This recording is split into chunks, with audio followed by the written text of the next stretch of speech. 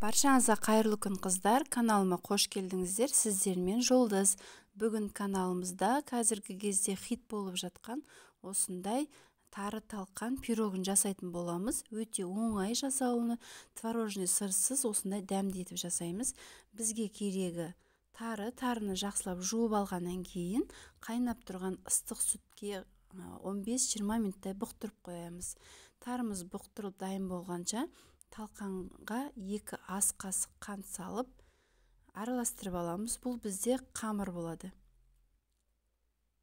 Енді осының үстіне ерітілген сары майды құйып қамырын дайындаймыз.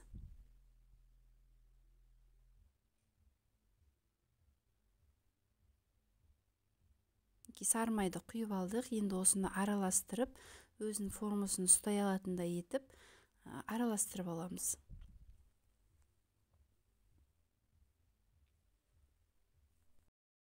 Осы пирогқа кеткен ингредиенттерді описанияда қалдыратын боламын. Описанияға өту үшін тақырыбын бассаңыздар, құрамы шығады. Мінекей майды құйып, толықтай жақсылап қамырымызды жасап аламыз.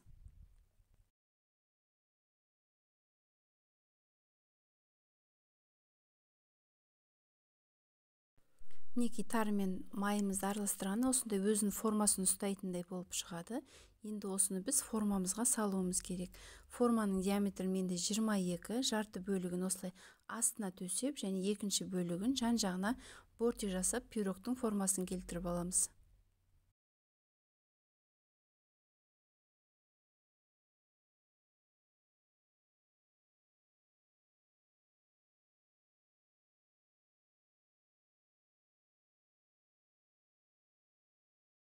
Жан-жағына бортик жасағандар асты жағын міндетті түрде тығыздап жасаңыздар.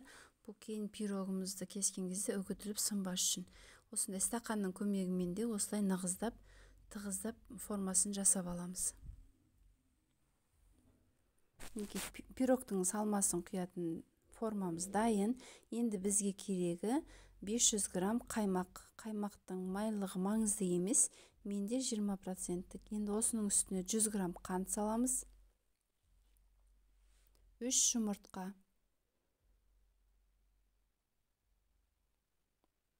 Барлығын жақсылап біріктіріп, араластырып аламыз.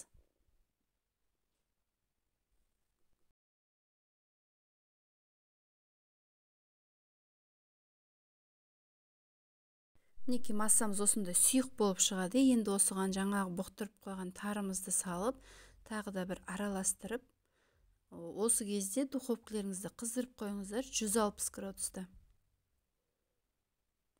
Мінекей араластырып алдық. Енді осыны дайындап қойған формамызға құямыз.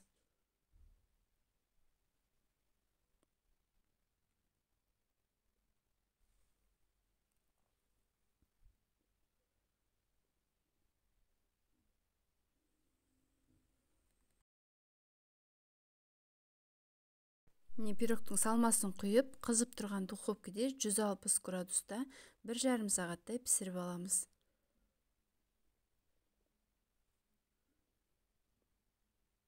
Пирогымыз піскен кезде ортасындағы салмасы кішкене көтеріледі. Толығымен 1,5-2 сағаттай толықтай суығаннан кейін барып формасын шешіңіздер. Және салқындағаннан кейін өзінің формасына келеді салмасы. Мінекей өте дәмді, ерекше дәммен пирогымыз дайын. Сіздер де жасап көріңіздер, өте оңай әрі дәмді болып шығады. Видеоның соңында тамашалағандарыңызға рахмет. Сіздермен болған Жұлдыз.